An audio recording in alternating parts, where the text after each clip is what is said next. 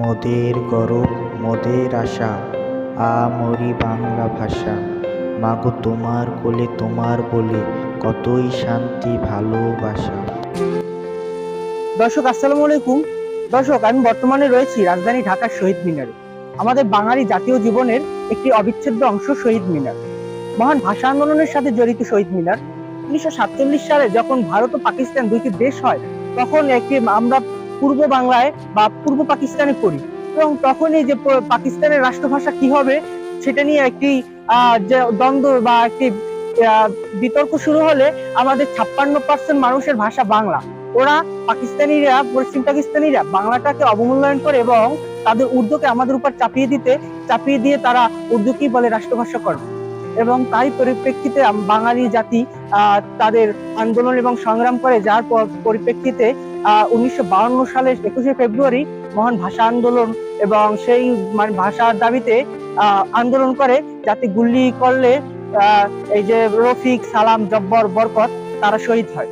এদিকে বাংলা একদম ঢাকা মেডিকেল কলেজের সামনে আমতলা রয়েছে, সেখান থেকে তাদের ভাষা আন্দোলন বা বাংলা ভাষার দাবিতে যে মিছিলটি শুরু হয়, ঠিক এই শহীদ মিনার এই স্থানটিতে আসলেই তৎকালীন যে পাকিস্তানি পুলিশেরা গুলি করে এবং গুলিতে অনেক মানুষ আহত এবং নিহত হয়, এবং আমরা তাদেরকে স্মরণ করি। এবং 21শে ফেব্রুয়ারি আসলে তাদের প্রতি আমাদের শ্রদ্ধায় বুকটা ভরে যায়। এবং এদিকে যে জগন্নাথ হল তখনকার সময় গণপরিষদ ছিল, এবং সেখানে অধিবেশন বসত, এবং সেই অধিবেশন স্থল বা গণপরিষদের দিকেই কিন্তু তখন এই যে ভাষা আন্দোলনের দাবিতে, যে বাংলাকে রাষ্ট্রভাষা করার দাবিতে তারা তাদের মিছিলকে নিয়ে আসে, গণপরিষদ অভিমুখে যাওয়া হলে তখনই কিন্তু এখানে গুলি করা হয়। আর এরই পরে আর বাংলাদেশের শহীদ মিনার কিন্তু কয়েকবারই বানানো হয়েছে। ভাষা আন্দোলনের পর 1952 সালের 23শে ফেব্রুয়ারি এখানে যে শহীদ হয়, তার এখানে একটি অস্থায়ী শহীদ মিনার তৈরি করে, যেটি আবার পাকিস্তানি বাহিনীরা ভেঙে দেয়। পরে 1963 সালে শিল্পী হামিদুর রহমানের নকশায় এই যে বর্তমান যে রূপ, সেই রূপে এই যে শহীদ মিনার তৈরি করা হয়। কিন্তু 1971 সালে মহান মুক্তিযুদ্ধের সময় পাকিস্তানিরা এই স্থানটিতে আবার সেই শহীদ মিনার ভেঙে দেয়। পরে দেশ স্বাধীন হওয়ার পর 1952 সালে আবার সেই পূর্বের যে হামিদুর রহমানের নকশায় আবার শহীদ মিনার করা হয়, এবং বাংলাদেশের সকল আন্দোলন এবং স্বাধিকারের যে দাবিগুলো আছে সবগুলোর মূল ভিত্তি বা সূচনাই হয় এই শহীদ মিনার থেকে।